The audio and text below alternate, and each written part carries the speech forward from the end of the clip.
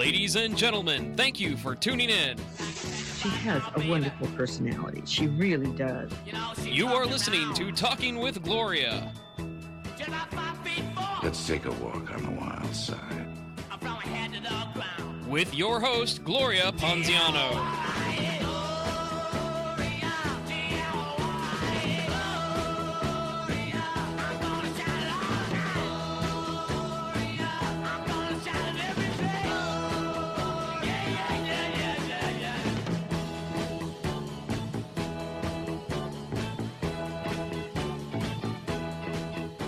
Hey, everybody. You are talking with Gloria. I'm your host, Gloria Ponziano. And if you're tuning in for the second or third time, you're probably saying, where's the desk?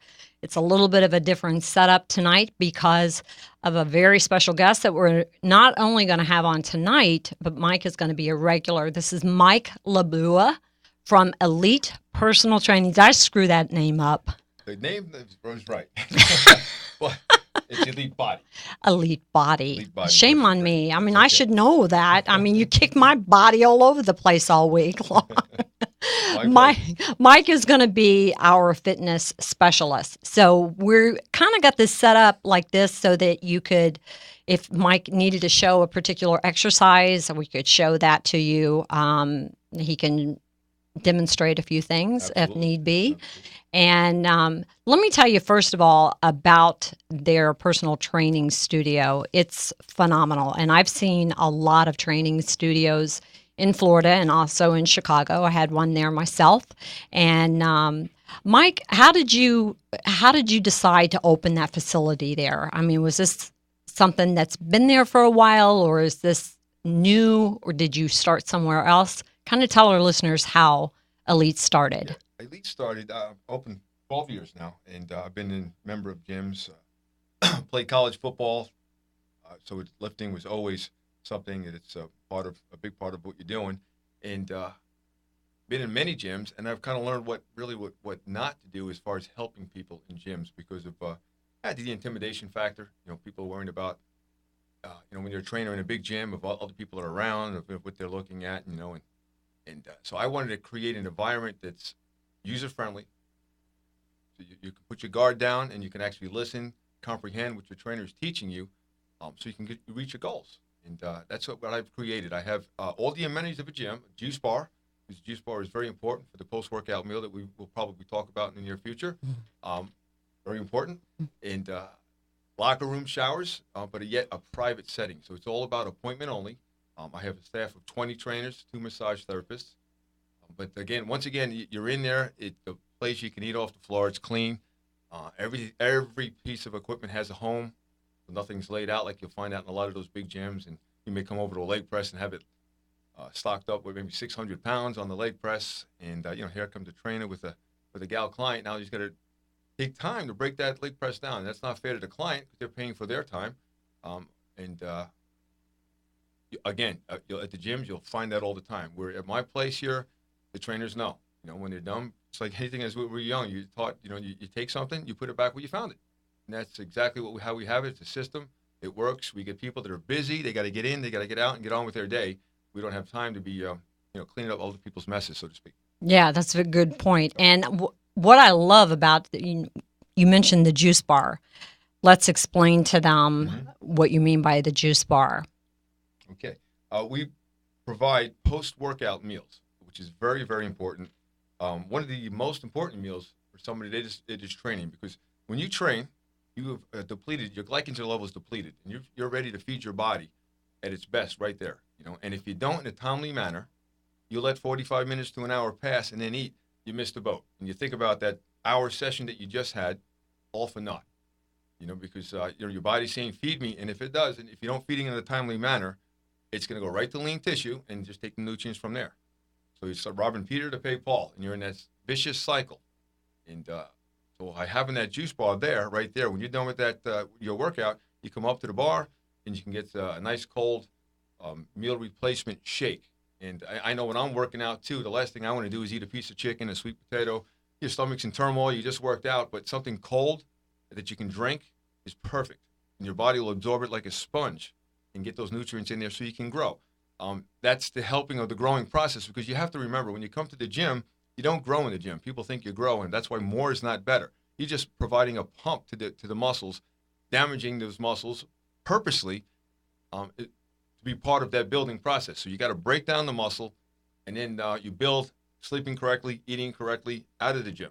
As you get older, that muscle repair and recovery is even more important. Okay, kid at 18 years old, you can basically train chest almost every day and still grow like a weed, so to speak. But as you get older, you have to be smarter with that. But again, you break down muscle in the gym, but it's part of the process to build it. So more is not better. So the things after a workout, if you don't feed that body in a timely manner, it's all for naught. You just wasted it, because it's going to take those nutrients from that muscle, and the body's got to be fed. So you take the excuses, basically, not excuses, but well, yes, you kind of take the excuses away from people, because I know when you and I train together, that's the first thing you say after we're done. We got to get that meal in. And so we would have either a meal replacement, I would make it right there, or it's made for me.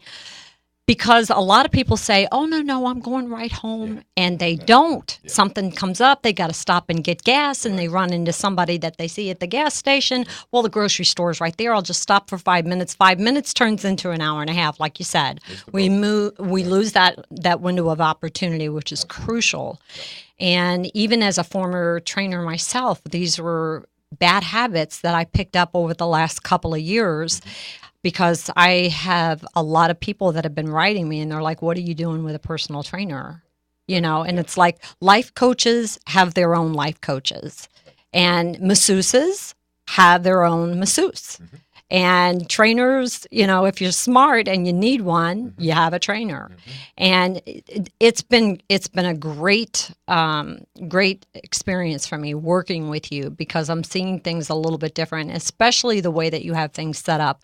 When he talks about at his training facility, it really is, every single trainer is eyes on their clients. I mean, they're not looking around at anybody else's clients. They're not checking out this girl that just walked in. I watch for stuff like that deliberately, which Mike has never heard me say until just now, but I watch for that. I want to see if these guys and women, if they're doing exactly what Mike says. And that's exactly what they're doing. All eyes are on their client, and they don't leave those clients for the full time, right? Correct. Yeah, that's one-on-one training. You're with that client for that entire hour, watching, paying attention to detail. That's what personal training is. You can get anybody to beat another individual up in the gym. That's not personal training. You need to know the level of your client. You need to know if there's any issues they may have. Knee problems, lower back problems, slip discs, things like that, so you can create and customize the workout for that client. And then when you customize that workout, you got to make sure that they're compliant, and you need to watch. You need to watch what's going on, correct if they're doing it right, if they're doing wrong, and if they're doing it right, let them know that they're on task, and keep it rolling. Keep it rolling.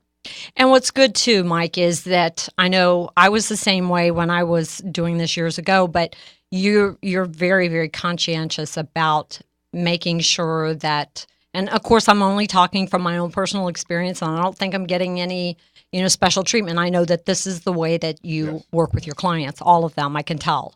But you're a stickler for form, which is very, very important, because I know for a fact that if you're doing a particular, say, a leg press or squat or something, and you're not in the right form, I mean, it is so easy to sustain an injury, because that was one of the biggest complaints that I would have from my clients when I was in Chicago, is that, I worked with a personal trainer and I got hurt. So why don't you address that? And it's a shame that the profession does get tarnished that way, because let's see, if you're in Europe, to have a certification, you need to have a Bachelor of Science background, a degree, to have that science background, the anatomy, physiology, kinesiology. That's so important to have. And here in the States, you don't need to have that Bachelor of Science. So you can go online, and I call them diploma factories, where you can pay $500-$600 in an open book test, have a friend take this test, and pass, and you get the certification in the mail, and then they go out looking for jobs. Now, owning my own place, I do interview every trainer just talking science questions, all I can weed those trainers out, and usually they end up somewhere. I don't want to mention gym names, but in the big gyms, and they'll hire them. But I look again for the science background, which is very, very important. So if they had it here where everybody had a science degree first to become a personal trainer, I think that would really exclude a lot of that Right. stuff that you see that's out there. Where a squat is not a squat. When you do a squat, you watch somebody do a squat from a distance. All right, you're just descending in the hips, coming back and forth. But where is the emphasis of weight on that foot? Is it through the heel? Is it on the ball of your feet as they're doing it? You don't know, and you need to know it correctly to get the maximum benefit from that exercise. And a good trainer or a fitness professional, is what I like to call them. So a fitness professional meaning that they're prepared for that client when that client comes walking in, ready to go. That they're punctual. That's all a part of being being a professional in anything. So a fitness professional would be able to weed that process out and keep you on task. And sometimes half the battle, especially with guys, lowering the weight. Lower the weight so we can do it correctly. No, they're worried about who's watching this and that, especially if they're used to the big gyms. And you got to tell them, check your ego at the door. If you want if you want some benefits here, maximum benefit here, just please listen here and you'll see. And then when you have them do it correctly, and then they're like, wow, after that set, if they're squatting and they feel those glutes working, those quads working, and probably never experienced it like that before, then you got to make believers out of them, and then they'll be compliant. And I don't want the women to feel left out because, the people that are tuning in right now, they're looking at you, they're looking at your physique, and they're listening to you talk about guys, and they're like, yeah, but, the number one thing that women say is, I don't want to get big muscles. I mean, if we had $1 for every time we ever heard that, right? Absolutely. Why don't you address that right now for our female listeners and viewers about women not being able to get that kind of muscles with go ahead. Right. Well, they don't actually, like a male, have the testosterone to build those size muscles you're talking about. And not that they can't get big, they can, but a big factor of that is also to get big, you have to eat big, and I'm not feeding my clients, I'm listening to their goals. And if their goals, they're looking for that hard body or so, or if they're competing as a triathlete, they don't need to be big anyhow, so I will, it's going to be customized where their calories are going to keep in check. But lifting heavy weight here and there, it's very good for the body because, face it, the more muscle you put on the body, and again, when you tell a female muscle, they're thinking they're going to be walking around like, I don't want to look like that. No, it's lean tissue because, there's a such thing as a skinny fat person as well, and we can get into that. You just look at somebody, if they don't look round, obese, they're fit, why they come here to lose weight? I can take their body fat and they can be a lot higher than the next person, a gal that's maybe a little stocky, but she's got a lot of muscle underneath, and her body fat would be lower, But so people don't understand that. So having that lean tissue to build some muscle on there is a great tool to burn fat, So me sleeping, I can burn fat than the average bear that's walking around because of the muscle that you keep on the body. It's like that's a really good point to bring up because Florida has a lot of baby boomers and they have a lot of retirees. And, so I don't want the listeners to think that we're just talking about the younger generation. We're talking about everybody here and of every, it doesn't matter what your gender is or what your age is, especially for the older people. And by older, let me define that. Let's just say from like baby boomers up. It's so important that we have good, solid muscle and that we don't neglect because a lot of people say, oh, well, we go walking every night. Walking's fine, but that's still not building muscle. It's so important, especially for females, I know, as they go through the change or they get to menopause or perimenopause, they start having these hot flashes and they start having these symptoms. It's so important that they incorporate exercise, first of all, because the leaner that they are, actually, they're not really sure why this is, but the leaner they are, the lesser of the number of hot flashes that they can have. But more than anything, women have to be concerned with osteoporosis. Absolutely. And I was just explaining to a female friend of mine the other day, I said, well, if you just think about the size of a muscle, and let's just hypothetically say you got 4 inches of quadricep around your leg, okay, around the bone. I said, if you're not exercising and that muscle begins to thin and get smaller and you fall and you've only got an inch and a half of muscle now around that bone, guess what's going to happen to the bone? And everybody goes, oh, it's osteoporosis. But if you have more muscle around the bones, it's much more difficult to sustain a break. And that's something that both men and women, but primarily they look to women when it comes to osteoporosis. Right.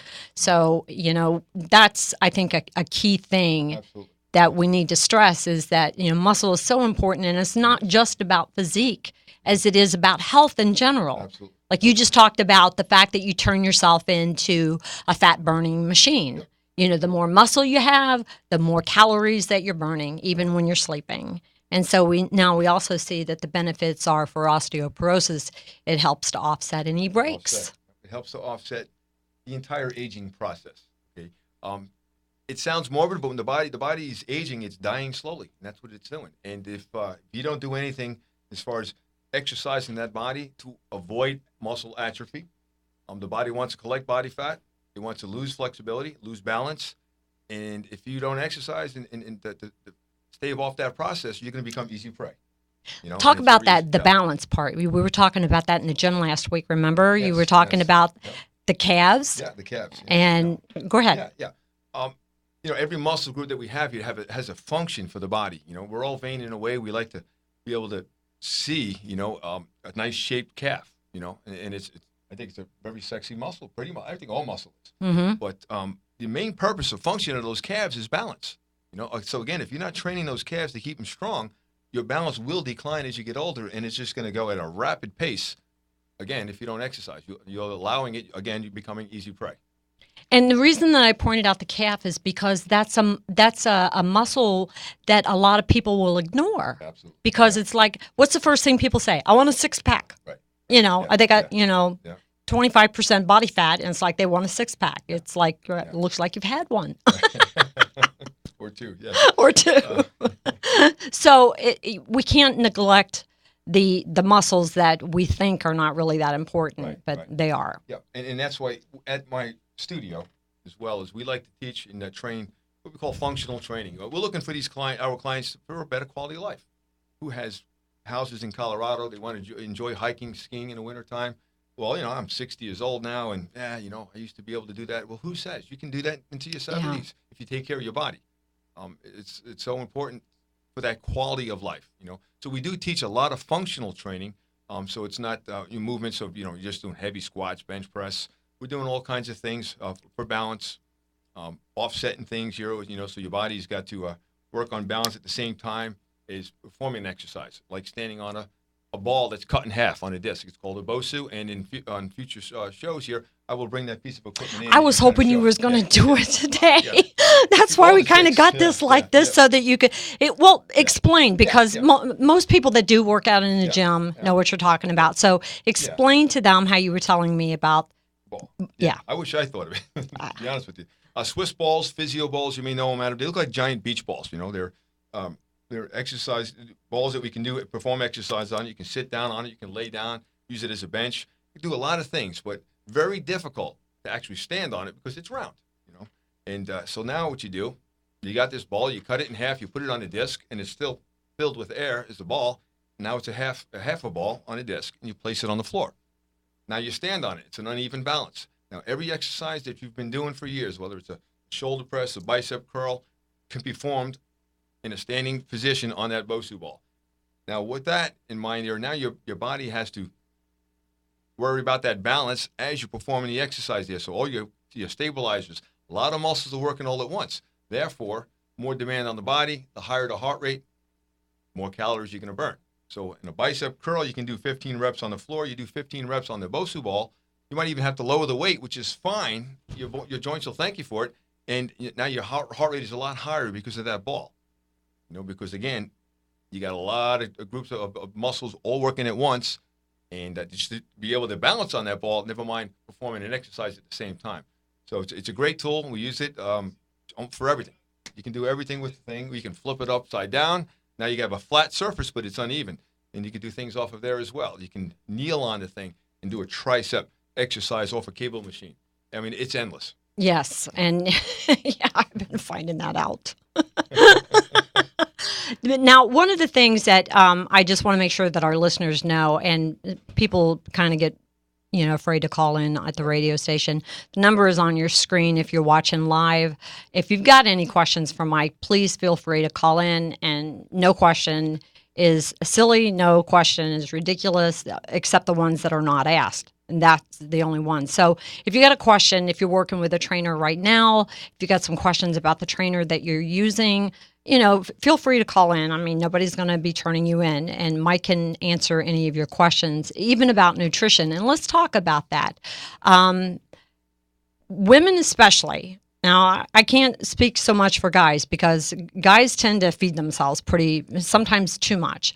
But women, oh gosh, women, I know, I just... Keep picking on the woman. Well, you know what? I guess because I got my thumb on the pulse of them, and I do a lot of speaking to women. Absolutely. And women have this mindset that less is more. The less I eat, the more I'm going to lose. Right. Yep. Let's address that. Yes. And it is true. If you're going to deprive your body from calories, you're going to lose weight, but it's not coming from the department that you like it. You got let's say, the body fat department, and you got your lean tissue, which is muscle department. Now, I don't know anybody that wants to just tear down muscle. I mean, I like to take that back to some certain athletes that maybe if they're changing what they're doing, they're going to have to, maybe bring down muscle, like a gal bodybuilder that wants to maybe do figure, which is a different type thing. All right, they're going to maybe have to break some muscle down to do well in that sport. But getting back to the what you were saying is Calories. Yeah.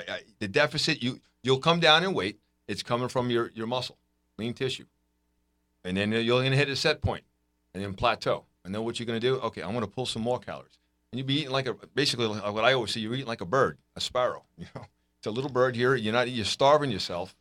You're wondering why you can't perform anything out there, and you're tired all the time out in the weight room. And I see it right away because I see their numbers come down, declining, and they're just fatigued so quickly.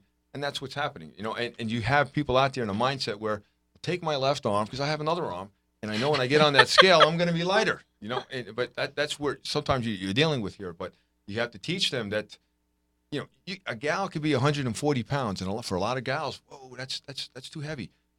You're not wearing a sign, on your back saying I weigh 140 pounds. If you look in the mirror and that's your scale or how your clothes fit, and you like what you see, who cares what you weigh? Right. And that was one of the things that you asked me too when we did our first consultation, if you will. You said you're not are you one of these women that are get caught up in the numbers? And I'm like, no, not at all. I don't care about that. I told you about the scale, right? I mean, right. I have the scale in the facility because I need it for the formula to find out, okay, you get on that scale, we'll use that 140 again, you're 140 pounds. Well, how much of it is muscle? How much of it is fat? The scale just tells you what you weigh. So I need that scale to get your body weight because it's in the formula to figure out, okay, you weigh 140 pounds, 132 of it is muscle and the rest is fat, which is pretty good. Yeah. But we now we can dial in on that. And, so now we'll look at that fat as far as pounds, and now our goal is, okay, we're going to knock that fat, and then that muscle department we're going to bring up. Now you have to understand also, too, if you're 140 pounds, this can easily happen. It's happened over the years that I've been training. You can have a gal lose 10 pounds of muscle, fat, and add 10 pounds of muscle. You get on the scale, you weigh 140 pounds. But you're in a different size. Totally different size. I know. Compliments, all the time. Wow, your clothes fit great. It's all coming from the right places. And again, there's no deficit on the scale because of that transformation, what you did to the body. I would always use that as an example all the time in the big gyms. At the time, I remembered I weighed 210, 205, around there. I'm 5'10". And I would say, hey, do you think I'm fat? No. Okay, that guy out there on the floor, he's 5'10". Do you think he's fat? Yeah, he's got a big belly there. Okay, well, he weighs the same as I do. So what do you think, how much you'd have to lose? I don't know, 15, 20 pounds? Oh, okay, so then you're thinking about 180 pounds, you'd be okay. Yeah, but I'm 205 or 210, and I'm not fat. And then the light bulb goes on. Yeah. You realize, okay, yeah. I got you. I got it. I want to talk about something that, and I can talk about this because it's a personal thing. It happened with me personally. When I first came to see you, I was completely vegan. Yes. Remember? Yep. Okay. Now I'm saying this from personal experience. I'm not criticizing people that choose a vegan lifestyle. I truly, well, for the last 30, 35 years, I hadn't had any red meat. I had only ate fish and fowl, and that was fine. And I was able to maintain. And then I went vegan. I read a really good book, and I thought, you know what, I can do this, and I'm going to do this. And immediately I dropped 10 pounds. Well, not immediately, but as soon as I went to the doctor, I would say probably within 6 weeks, maybe, that I went to the doctor and they weighed me, and I'm like, wow, and I was like blown away. Then I came but what I started noticing over the last 10 months or so was that I was losing a lot of muscle mass because I know how I like my legs. And I've always had kind of muscular legs, even though I'm a small frame person. I always had muscular legs, and I liked them that way. And I noticed that I was losing muscle mass in my legs. And that was one of the things that I told you. I said, I've lost muscle. Even though I lost weight, what I lost was muscle. Right. And then as you and I started working out together as a former trainer, I mean, talk about leaving your ego at the door. This was really hard for me because we were doing, I think, side laterals and working my shoulders. And we had to drop the weight down so low I was embarrassed. I just could not believe. I'm like, oh my gosh, my grandchild could do this. But that was how weak my muscles became by the lifestyle choices that I had, as far as like taking the protein, the good amount of protein that I needed, my body needed. I mean, in all these years, my body was getting a certain amount of protein, even though it was clean protein. Yep. I mean, I eliminated it completely, and my body paid for it. I was weaker. I wasn't, I was lethargic. I was very lethargic. And also I noticed my strength had definitely decreased. And since I've been working with you and brought the protein back in, it's like night and day, Mike. It's like night and day. Absolutely. Yeah, and when you're talking about nutrition too, as far as a bad rap, yes, the lack of protein will do that, especially if you're somebody that does train a lot. You have to increase your protein a little bit higher than the average bear that chooses really not to train. They still need protein for the body, but you have to turn that protein up even higher to accommodate that muscle growth that we were talking about.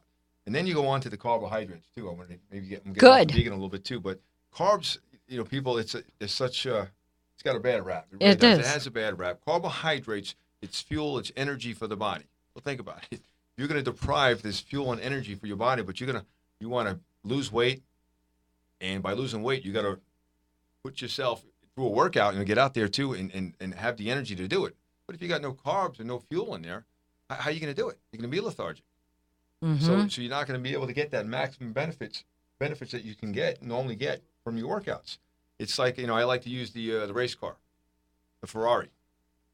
You put in 87 octane in that, you got to put high test nitrous, talking, right? I mean, that's the high gas in that Ferrari for that thing to go. Otherwise, it's going to putt along. All right, so that's what most people do. They'll eat the way they do, and they just kind of putt along here instead of eating clean. Eating those, don't be afraid to eat the carbohydrates. You got to keep them in check, yes, because excessive carbs will turn into fat. And then if you don't want your calories way high as well too, so you keep them in check. But we can talk about food sources as far as carbohydrates, protein, fat. That's great for you, but to deprive your body from carbs and keep them way down, and like the Atkins diet. I was just going to say the Atkins diet just absolutely got a hold of an entire generation of people. I know people that still can't get out of that mindset that carbs is bad for you. Right. And they will lose weight initially again too, but they're not going to be able to maintain it. And they see that happen. I've seen it happen all the time too. You want to find something for your lifestyle. The word diet actually is the word where is a beginning and an end. That's what the diet is. You got a diet. Point. Okay, there's a starting point, and then you're going to end here. You don't want it to end. You're just going to clean up lifestyle. If you want to have cheat days or so, that's fine. But to have a beginning and an end, that's what those Atkins do. You can only do that for so long, and then boom, you binge. You might have started out at a certain weight. You come down. Most people now, when they come back up, they're going to surpass that starting weight that they had. So they're in worse position again. So now they're back to the drawing board again, heavier than they were in the first time. So I mean, carbohydrates has a purpose, protein as well as healthy fat. All of them are very important. So 20 years ago, I remember when our country, right, the fat-free craze. I remember the Entenmann cookies. You know, you get the small little cookies. You know, you look at the goose egg, which is 0 for fat. Oh man, and they'll eat that whole box guilt-free. But that's all sugar that's in there too. Excess carbs. Yeah, it's fat. It's just going in that department anyhow. Right. And the nation got fatter ever since then. They had all the snack wells, and I remember all those cookies that were out there, and people were, oh yeah, these are fat-free, and just eat them. You know, eat them at calories through the roof. You know. Right. But carbohydrates, back to that, is very, very important for your body. Again, back to that Ferrari, where you're just zooming. You're zooming along, winning a race. You don't want to be a Fiat, and I want to turn off and offend anybody that has a Fiat, but you want to be the Ferrari, not the Fiat. One of the ways that I used to explain it, correct me if I'm wrong, but carbohydrates, when you're working out, especially that post-meal workout, that is so crucial. What we've done when we work out together is I've basically sustained microscopic tears in my muscle fiber. If we're talking about bicep curls, I'll just use that for an illustration.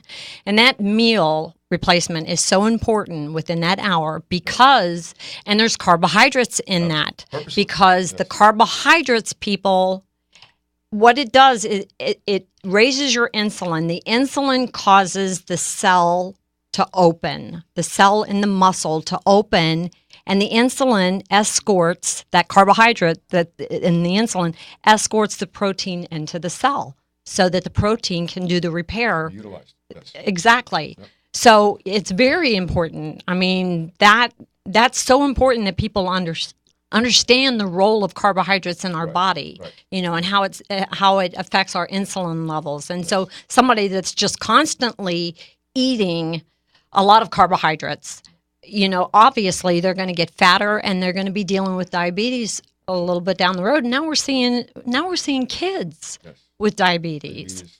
Or obesity in children. It's through the roof. Yeah. It's sad. It really is, but it's factual. It's there. The carbohydrates, you have to, and as Gloria was saying, at that post-workout meal, again, I talked about it earlier, you depleted your glycogen level. Your body's saying, feed me. The lights are going off. Feed me. And if you don't, it's just going to say, okay, you don't want to feed me? I'm going right to lean tissue. Thank you very much. That's what's going to happen. All right, so you have to feed that body. Now, speaking of meals, what I always teach my clients, I remember one gal I had years ago wanted to lose weight. And, I always try to find out their length of day. When they get up first thing in the morning and then when they go to bed, how many hours. My day is long. I get up 4 a.m. every morning. I have a 5 o'clock client. And I go through. So I eat 7 meals a day. So I try to eat every 3 hours or so. Some of my clients, maybe it's 5 meals a day. But it's very tough for somebody to understand where the gal comes to me, she's eating maybe twice, 3 times, mostly, mainly at the most, I'm saying. And I do a diet plan. When I say diet, again, lifestyle plan. And I'm feeding her 5 meals. And she looks at me like I have 3 heads. Are you crazy? I'm coming to you to help lose weight. I'm eating twice a day. I don't eat past 6 o'clock, and I'm going to get on that one too. Good. Okay. And now you're going to feed me 5 times a day. I said, just trust me. You got to do it. Because what you want to do is you want to teach your body. Okay, here comes nutrition every 3 hours so it can be used as energy. All right. If you don't, when you do eat those meals 6 hours apart, you're teaching the body, hey, I don't know when I'm going to be fed again. So what I'm going to do is I'm going to take those calories in and store it like a squirrel would store nuts. Right. They're going to store it as body fat. So now if you eating every 3 hours and you're working out and everything too, it's just going to be there for you for energy so you can perform better in whatever activity you're doing. Again, if you want to store it away, that's what you teach in your body. It's a survival mechanism. Your body is trying to survive, and that's what it'll do. You got to teach your body, no. And now by eating those frequent meals throughout the day, you're going to kick up that metabolism, like maybe when you were 18 years old. You can, people are eating Twinkies and all, and if you got that high metabolism, you're just going to burn it anyhow. Not that I recommend that. If somebody has a high metabolism, I can eat that. Well, it's still food that's not quality. Your body can't use it, but yeah, you're going to burn it off, but you're not getting any good nutrients from it as well, too. But anyhow, is the frequent meals will keep that furnace going again. It's like having a fire. You got a fire, right? Fire's going out. What do? You throw another log on that fire to keep it going. You don't throw the log on the fire, it's going to go out. Well, it's the same type of thing here when I'm talking about with the meals. If the body doesn't know when it's going to be fed, it's going to store it away. And that's what happens. So I get to these people, well, you know what? I don't eat past 6 o'clock. Wow, okay, you don't. What time you go to bed? 11. 7, 8, 9, 10, 11. 5 hours. Then they sleep. Yeah, then they sleep. How long do you sleep? 8 hours. All right, I'm no mathematician, but 8 plus 5 is 13. 13 hours. You got 24 hours in a day, and 13 of them, there's no nutrition coming in whatsoever. And they're wondering why can they, are they not tired, lose weight, losing weight, cannot perform at the level that they like to. I don't care what it is. Well, there you go. You know, in a perfect world, if you can eat every 3 hours, but we do have to sleep, you're going places. It sounds crazy, like with me when I used to compete as a bodybuilder. When I went to bed, I'd set that clock on that 3rd or 4th hour. I have that shake pre-made already. Wake up, drink the shake, and go back to bed. Again, to keep that thing going. I don't want the 5, and I always sleep shorter. I don't even want 6 hours without any nutrition. So I keep that thing going. So what I'm doing is looking to keep my body in what we call an anabolic state. Anabolic state is muscle building. You don't want to be in catabolic. Catabolic is muscle breakdown.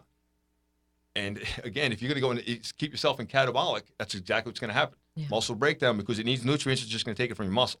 All right. So you say you want to be on an anabolic. Now, bodybuilders, a lot of professional bodybuilders, they go to the extent where I'm not even going to wake up and have my shake. I'm going to hook up an IV so they're sleeping and they have the IV on, and here comes nutrition on a timely manner coming in. Costly, of course, but this is their profession. Some do that. But that's seriously? Yeah, absolutely. Absolutely. Yeah. Wow. Yeah. Okay, that's the extreme. That's the extreme. Yeah. No, I'm just saying. We're talking to the average. Yeah. Okay. I'm trying to show you the extreme when you have people, again, when they don't eat past 6 o'clock, and you feel for them because they think they're doing okay. You know, they're doing good for their body. And I kind of like that, their work ethic, you know, that they want to. Now you really want to help them and say, okay, let me teach you, because you got the drive, you're doing that, you know. Let's do it the right way here, too. And if they can keep that same drive, now they're going places. Let's not forget to throw your website in there from time to time, and your phone number, and how they can, because you got an awesome website, and you also have some great YouTube videos. You're going to be adding more, I would imagine, plus these. You know, they'll be able to go to Talking with Gloria or Talkwad Network and always see these podcasts. So if you're like, I watched that show and I remember Mike said something about this, you can always get it by going to talkingwithgloria.com. And why don't you give them your website and your address of the gym? Website is elitebodypersonaltraining.com. www.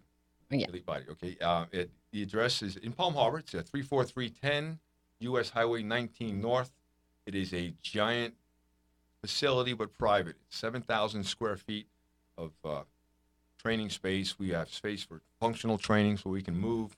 We got the ropes. We flip tires. We do it all. We have a separate fitness room for yoga, Pilates, kickboxing classes. A lot of the trainers are running boot camps outside. If it's lightning, maybe then they come inside. Otherwise, they're out there. They're out there. They're running, and they prefer it that way. At 6 a.m. in the morning, it's dark. They got a really bad client. They just throw them outside in the lightning. There you go. That's it. Sorry. I told you have to get a little comfortable with me. No, they don't do that. I'm just kidding. But you do. You have a masseuse? Yeah, we have a massage, the 2 massage therapists, male, female. I mean, face it, some people have a preference on for a massage therapist, just like they do trainers as well. You know, I've again, there's 18 of us there now, and you know, male, female, and you know, what's nice too with these, what I'm proud of with the staff is they are truly fitness professionals. A lot of them, they'll share clients. Again, you go in a lot of those gyms, it's like the used car lot. You know? Yeah. Hey, that was my client. Why are you talking to them about nutrition? You know, and to me, that's a weak individual there. If they're not confident in themselves, they got a security problem, I think. You know? Right. We're here, you know, we share the clients. If a client's going away and they want coverage, you know, and that's we like to provide that for them. If their trainer is away for whatever reason, keep them going, you know, and we do a lot of that, you know, and I think it's good too, because I don't want a bunch of robots in my place, you know. I mean, as long as everybody's complying with what they're doing, they're not doing anything unorthodox, you know, as far as having somebody hanging upside down from a bar or something. Right, you know? Right. But you got to watch that. But otherwise, you know, I think it's a healthy for the client. Well, I love what I just absolutely love, because I've been obviously I had my own studio for a while, but since I moved to Florida, I've had to rely solely on some of the clubs, and I won't mention any of the clubs, but you get to see a lot. And what I absolutely love about your facility is the one-on-one. I mean, everybody that's there has a trainer. And if they're not working one-on-one with their trainer, they're on a piece of a cardio, the elliptical or a bike or a treadmill or something. We preach But cardio is important. And yeah, I mean, I'm not going to preach it and say you're on your own, get it. right, Do it right here. right, Just is the warm up as well too. I tell you right. all the time, Gloria, Yep. right? It's great to elevate that body temperature. You get those muscles warm because now we're going to go use them in your sets. You get that little glaze going. Girls like to call it a glisten. They don't sweat. Girls don't sweat. They glisten. I sweat. Whatever you want to call it. You want to elevate that body temperature and train some warm muscles, and that's the way to do it. And then, again, I live all over the place too. You see some people at 5 a.m. clients. They get there right at 5, and they go right over to a stretching machine. Whoa, worst thing you can do. You're like the Tin Man when you wake up. Everything, you're a little stiff here, and you go out there. Not the best thing to do. Right? Elevate that body temp, some movement, walking, and then stretch. So now you're stretching a warm muscle, much safer. Oh, now wait a minute. Back up and repeat that because that's so important. And I'll bet most of our listeners did not catch what you just said. Absolutely. Again, they're thinking they're doing well, which is good. They think they're good. Yeah, stretching. I heard stretching is important. Absolutely, it's important. But there's a time for it as well. You don't want to stretch a cold body. Okay, and if you're up, it's training at 5 a.m. especially as opposed to 5 p.m. 5 p.m. you had your day. You're moving around. You're doing what you're doing. Even if you have a desk job, you're up and you're moving around. So you're not quite as cold stiff like you are in the morning. But to come in and then go right to a stretching machine and start stretching cold muscles is not a good thing to do. Yeah, you're gonna get injured real quick. Yep. And I know it's so important. You're always saying get on there, even if it's just for 5 minutes. Just get that, Elevate that yeah, yep. and get your body temperature moving. Let's talk about some of the rages on television because that's where I think a lot of the misinformation is coming from. We've got on television one of the hottest shows that comes on every year, and I actually knew two people that were on, and that's The Biggest Loser. Mm-hmm. And they were on, I believe, season 5, so it's been a while. But the reason that I want to address that is because somebody had posted a picture on their Facebook, and they said this is just so wrong because they had a picture from here to here of a woman with a big belly and then a really flat belly, and to me it was obvious it wasn't the same person. I mean, because I just kind of watch for where the belly button is and stuff like that. But you have shows like The Biggest Loser, and people don't realize how many hours the people that are on, the contestants, how many hours they are spending at a gym.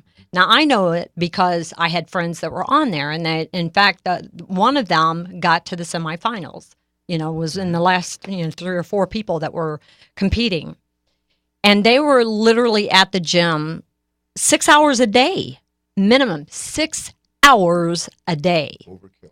Exactly. But see, the viewers don't see that, Mike. They don't see that the reason these people are dropping this weight so fast, and then what happens is they get frustrated with their own workout regime because they feel like they're not losing as fast as what these people are. Yeah. And there's such a disconnect with people with these reality shows and these television shows that are showing. Yeah, I mean, on one hand, they feel like they're doing, Hollywood feels like they're doing us a favor by showing truly obese people slim down. We all get encouraged, we get motivated. But the reality is that it doesn't happen in a season like they're showing it. So I want you to kind of address that, if you will. There's a lot of fans out there that like that show. Well, I'm not one of them. I'll tell you that. I wouldn't even, if I was asked to do that training, to be one of those trainers, because it is very unrealistic, very unsafe. You see these heavy-set people, obese, running on treadmills and, coming, just pouring it on where, man, I can imagine what that waiver form looks like because you're rolling the dice big time here, rolling the dice. It's not realistic. It's not how you would train a client coming to you. You got to walk before you run, so to speak. It's all about progression. You train somebody to be safe and be able to reach their goals and keep them off there. But you see, that it's a reality show. Yeah, It's right. a reality show. They're gonna say, hey, we'll pay you this much. I gotta be honest with you. I just couldn't do it. It's like if you asked me, hey, I got the best spot for this McDonald's on this corner. It's hot spot. It's gonna crank. It's gonna be a gold mine. It's just not my nature to feed people this food. I know they're going to eat it, but I'm not going to feed them that, so I wouldn't do it. Yeah. So maybe I'm not a true businessman. No, I think it's ethics. It's a matter of I just ethics, couldn't do the it. things that you believe in. But to see that these people, what they put them through, it is totally unrealistic. What can the average person, what should they, if they're working out, say 3 times a week, what is the average weight loss if they're trying to? 3 pounds is aggressive, but it can be done and preserve muscle. That's what you want to do. You want to be able to preserve the muscle, but that's the healthy way to come. 1.5, 2 pounds a week, not 5, 10 pounds a week.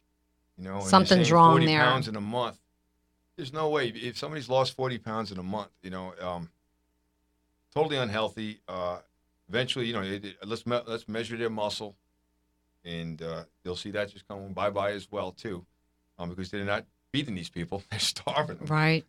And you got to shrink, but it's like throwing a unhealthy person in the dryer. You pop out, they're a smaller version of themselves. Yeah. I could still take their the body fat, and a lot of my clients too, and they're still the same. They're just lighter. Right. Scale. Right. That's not fitness. Right. That's not being not any more fit. It's like those aerobic instructors back in the day too. When aerobics were big with the leg warmers right, and they're going and Jane Fonda. But you see these aerobics instructors, heavy set gals, and they're doing 6, 7 classes a day. And you say to yourself, how can that be? Well, they're not doing any. They're not putting any muscle on the stress at all. Resistance training. I don't care if it's with bands, dumbbells, free weight, cables. It doesn't matter. But there's no resistance training. Now, the cardio has a place in it in the fitness world as well too. But again, too, if you told me, hey, pick one, if you put a gun on my head and say, pick one now, it's either muscle or cardio. That's easy. I'm going to work out muscle because you can incorporate cardio into your weight routine. Yes, we have. You can do what we call supersets, giant sets, circuit training. Where you're going high reps, you're going from a lower body to an upper body. You can do a simultaneous lower body movement with an upper body. That's cardio. Jumping up and down on your feet, that's cardio. It's elevating your heart rate. You don't need a treadmill or these ellipticals. And they're okay. To have them there too. But I like them because they just keeps the clients a little bit more compliant because they're not going to stand there and jump up and down. Well, I can say from personal experience from working with Mike that there have been times that we've done. Well, we always do supersets, and I'm winded. I mean, I'm like, whew. I mean, I'm really like I've been running on the treadmill. It's absolutely, I would do the same thing. I would choose the same way, And that's in that example that I was saying about those instructors, 6, 7, classes a day, and the body fat's high. And I used to see it all the time. We talked a little bit too about you and I when we were training. We were talking about runners, people that run. Distance. Yeah. Let's talk about that because because that's one of the things that I was doing myself. I was doing the cardio. I was on the treadmill, and I was doing 45 minutes to an hour. And then I told you what my desires were, what I wanted for my body, and you're like, stop with the the hour on the treadmill and let's hit it. And I'm telling you as though I were just a client, and I am just a client, but I'm using this analogy as though I had no knowledge of what was going on with my body. And so the thing that Mike told me was, okay, you got to stop with the hour on the treadmill because that is not going to give you what I wanted was to lose a little bit of body fat and build up my muscle that I had lost. And he's like, you got to stop doing the hour. And what I want you doing is 20 minutes of sprints. Right. Interval training, wind sprints. Bust up the heart rate up, you spike it up, let it come down, recover, spike it up, let it come down, recover. And, again, if that's what you're looking to do, put some muscle on. I mean, I love it, like, every 4 years when these the Olympics come around, especially, the summer games, you see the hurdlers, sprinters, gals, guys, doesn't matter. And you look at their physiques, it's all about that explosion. And these they're carrying a lot of muscle, not big muscle. Obviously, they're limber, they can move, but it's what a sight it is, And, again, that's because that's how they train, They're the sprinting quick, off. Not just staying in that heart rate where now you're going beyond fat, where you're tapping into burning muscle. That's what distance runners are. But if that's your goal and that's what you're doing, you're training for triathletes, that's one thing. I mean, me personally, I don't like that physique. For me, Right. or for a gal that wants to put size on to look like olive oil, Right. You got skinny legs, skinny arms, and you're going. They look at muscle as luggage. They want to get from point A to point B as long as they can. If it's a 5 mile, 6 mile clip, well, yeah, they're not going to have the muscle is going to actually hinder them for that. Right. But at the same time, running distance run from every joint, from your ankles, knees, hips, ages you. It's a lot of pounding. Repetitive on the body, and it beats the body up. It really does. I'm so glad you addressed that. Go ahead. Yeah, when you're sprinting 30, 40 yards, you turn it on, and then you come walking back. That's your recovery. Hit it hard, walk back to your recovery. If you're on a treadmill, you can do it the same way. I do it with my clients all the time. They're running for 30 seconds. They jump on the side rails. And puke. Yeah, puke. Straddling that belt. As the belt's going, they're watching the console, waiting for 30 seconds to go up. They hit it hard. At that time, if they need to wipe down some sweat, drink some water real quick, and then they have that time to do that and then get back on it again, spike it up. And then what's nice about that when you do the interval training, when you shut it down, you still got that afterburn. You can be in, you hit the showers. You do that post-workout, right, meal, what we talked about. You take your shower, and, you get in there. And I remember, I'd make it as cold as possible. You want to cool off. And you get out of the shower, and you're starting to dry off. And put your clothes back on. You're feeling that your body overheating again. Yep. And that's the body still working. It's still burning. It's an awesome feeling there. Where, you're walking on a treadmill. When you shut that thing down, it's done. It's done. And that's why I like the sprinting or interval training much better than like distance running. Right. Now, when we were talking, we started to touch a little bit on the injuries that you can sustain from overtraining. And using the treadmill is a really good example, or running. But let's talk about injury, how to prevent injury. How is it that people we hear well, let me back up. There's a lot of, and I think has a lot to do with the computer age. And my belief is that we've come away from the physical activity era of the farmers and working the fields and planting our own gardens and stuff like that. So we're not doing a lot of physical labor anymore. Now we're doing a lot of mental labor, a lot of computerized, and so people are sitting a lot, and they're sitting at computers. And so we're seeing a lot more lower back problems. We're seeing a lot more knee problems. And I know a lot of people don't think that the knees have anything to do with the back. Right. And so they're like, I don't know what it is, but my knees are just killing me. And they don't make the connection between their job. So, and that starts at a young age too. From the lifestyle that we do now have. I used to teach elementary school, physical education. I did high school as well up in New York and Connecticut. And when I moved down here, it was elementary, K through 8. And I would periodically ask on times, how many kids, what is it you do when school ends? When I was a kid, we were out, building tree forts, running around, we playing wiffle ball. And then when it's starting to get dark, we'd put that red tape on that ball so we can get maybe another inning or two in so we can see it before it's too dark. That's what you're doing out there. You can't wait until the next day to do it again and play. That way, and today, you ask them and you go home and they play Xbox or whatever. So they leave school and they're just sitting in there and they're just playing games, Yep. And so it starts there. Right. These kids they're not moving. Sad. It is. It's sad, and now and in today's age too, just sometimes there's mom and dad they're both out working. They're out there, so they're just fending for themselves. Latchkey kids. Potato chips, whatever, eating whatever's available at the time while they're playing their Xbox games. Yeah. And then they crash, or eat high in sugar and then crash, and then they do it all over again, and they're falling asleep in the classroom the next day, and it's a vicious cycle. Yeah, it is. There too. But again, as you're saying now, in our work environment, yes, you're not out moving. What are some of the exercises that you could recommend for somebody that is at a desk job all day long? Okay. And they don't have an opportunity to get to the gym, or if they do, it's only a couple of days during the week. But let's just say that somebody's sitting at a desk all day. What would you recommend for somebody? I mean, is there something that they could do that would help to strengthen their back? What would you recommend for somebody that's got a desk job all day long? Desk job all day long. We talked about the Swiss ball, having one, purposely replacing these chairs. with a Swiss ball, physio ball. It looks like a beach ball. You're sitting on there. So now when you're sitting up on that ball, you don't have this option. Sitting here, lounging, you're using it. You're up here, you're using the core. All right, your obliques are working, right? Your stabilizers are working. So right there and then you're burning more calories already, but you're using those muscles to sit upright. You're not going to have those poor habits, bad habits, where most people have. Yep, sit up, chest out, shoulders back, and the posture is horrendous. Right. I have a lot of clients too with their profession they do. Is one guy is a heart surgeon. He's at the table and he's like this constantly. His posterior delts, there's nothing there. He's just like this here. So his posture's just way forward here. So we got to strengthen those out to get what we call scapular retraction. Scapula is your shoulder blade. To pull those back to get your posture going again because they're constantly in that position. So you got to do other things to counteract that position. So we do things like that in the gym. But as far as in your office, you can dips off the chair, the works of muscles, push-ups right there in your office if you wanted to. Do something to get what we call that pump, to get that blood flow going to work that muscle.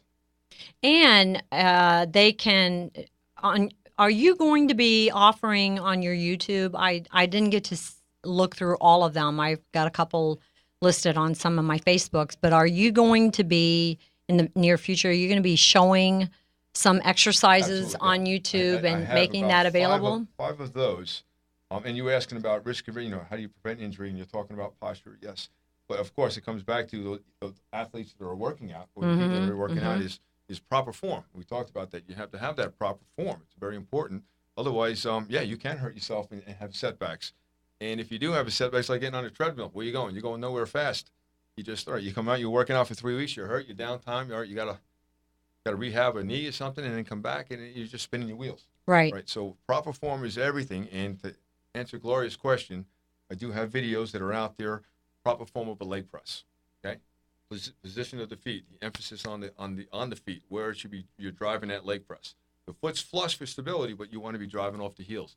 And I will point that out. You'll see it actually. So I'm one too. I'm a visual learner. I like to watch something. I can watch something and be able to do it. And so there's audio as well, of course, so you can watch exactly that proper form of a leg press. Most common mistakes. So then you can see, wow, I'm making that same mistake. Right. So I talk about that as well. Again, more is not better for a shoulder press. I do one here too.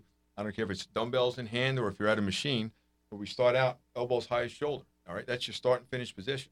You're coming up with that shoulder, work your deltoids, shoulders, and come down here only. You'll see some of the guys, they come up and they come all the way down. That rotator cuff, just pulling on that rotator cuff.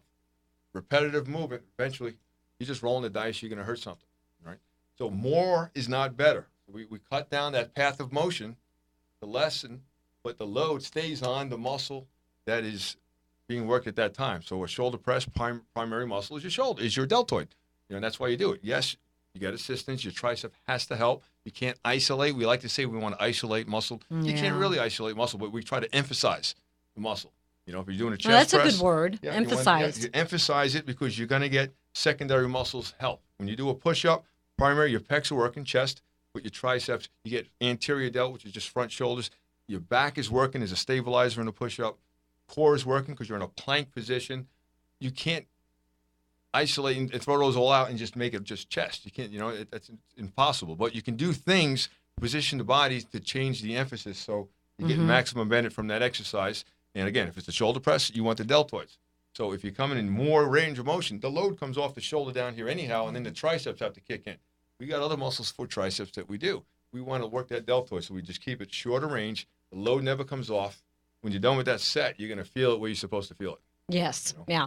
That's the key. So and I always tell people, too, if you're on your own, you're not sure if you're on task, well, you understand the muscle, the exercise you're doing. Okay, this exercise is designed for what? Once you know that muscle group that it's supposed to be working, all right, now, am I feeling it in there? If you are, you're pretty much on task. Okay. So they can go to your website? Absolutely. And they'll be able to just hit the YouTube. Hit the YouTube on the website, the Facebook as well. Right. Make sure you like them on Facebook. And if you don't know, if you can't remember Elite, then you can always go to my website. You can also go to my Facebook. And I'm watching the producer, and I'm trying to find out how many minutes we got left. We go 1 minute, right? Okay. So make sure that you like them on Facebook. Mike is going to be a regular. He's going to be, so you can write to him at his website. Again, give them the website, Elite Body personaltraining.com. Okay.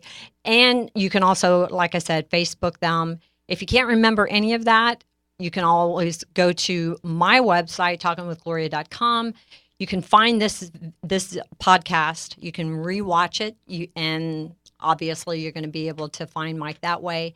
Why don't you give them your phone number at Elite? Yeah. At the facility, it's a 727 area code, 785-4655.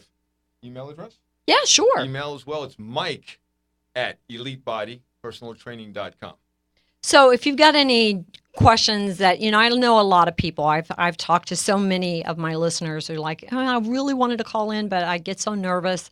And that's okay. I mean, you can call in the next time. He is going to be a regular here. And I'm hoping that we're going to be able to actually show some exercises as well. And what would really be fun is if we do a remote show from the gym. Absolutely. That would wouldn't it be great? Then we can just, that wouldn't you guys like that? I would. With people working out in the background. That would be great. I think that would be that's a great idea. We should plan that. Let's do it. That's what we're going to do. Okay. And also, for those of you that are maybe just tuning in, or those that don't know, on the 19th here in Clearwater, I'm going to be speaking to women only, and it's called Tapping Your Inner Power. And if you want to find out more about that, you can write me at talkingwithgloria.com, or you can Facebook me. And make sure that you do like us both of our pages on Facebook, and let us know what you think of this show. And you can always contact Mike, or you can contact me. And when are you going to come back again? Month? 4 weeks. Okay, 4 weeks. We're going to have him back in 4 weeks. Oh, and I meant to say this because actually I had somebody ask me this on, you and I started training, about 3 weeks ago? 3 weeks. Was it 3 weeks? Okay. And in 3 weeks, we took pictures and we did body fat composition and we did scale. And I took before pictures, which I don't really want to talk about, but I'm going to show them. We're actually going to show you in 12 weeks my before pictures and my after pictures. And then Mike has documented everything as far as measurements and body fat and scale weight and all that kind of stuff. So, so I have my challenge cut out for me, and putting myself out there to show the pictures is not really something that I want to do, but it's definitely motivating. And Mike, I'm so glad that you joined us today. I really appreciate everything that you're doing for me in the gym, and I love your facility, and I love everybody there. People are just so accommodating, and it's a beautiful facility. And I've said this on my website, and I've said it on my Facebook. There's nothing like it, and there's nothing like it around that I've seen, and it's something you should be very, very proud of. So, if our producer is going to give me the cue here, I think we're just about ready to wrap it up, but we're going to keep talking until he tells us otherwise. Okay. So, well, I can also talk, and before he tells us we're good to go here, it reminds me of I have a video of this as well too. The importance of a fitness professional. Again, I have clients that have been training I got that 10, on my Facebook. That's on my Facebook. Okay. Good. And they're with me 10 or 12 years. If they don't know what they're doing by now, I'm a horrible trainer, right? I mean, they do know what they do, but they look at me as like Gloria here as a coach, a life coach. I'm there, I'm watching, I'm keeping them on task, because it's all about having that routine, being consistent, and maybe that if they're on their own, I'm a little tired today, I'll go tomorrow. And then tomorrow becomes the next day. And that's what happens. Where if you got that appointment, it keeps you locked in on that too, so you can keep yourself on a routine. Right? Yeah, that's right. What it's all about. It's really, There's something about being accountable. How are we doing on time here? I think we're over time. Okay. Well, that's all the time that we have for tonight. I actually thought that we went over, but I didn't get a cue, so I wasn't really sure. Will, shame on you. Anyway, you've been watching Talking with Gloria. I really appreciate you guys tuning in. Mike, again, thank you so much from Elite Body. I keep wanting to say Elite Training, but it's Elite Body. And Mike's going to be back in 4 weeks, so we're gonna hold him to that. And keep in touch and join us if you haven't registered for the Tapping into Your Inner Power. Make sure you do that on my website tonight. And we will see you guys next Tuesday at 1 o'clock. You guys have a great week. Good night. Ladies and gentlemen, thank you for tuning in. She has a wonderful personality. She really does. You are listening to Talking with Gloria. Let's take a walk on the wild side. With your host, Gloria Ponziano.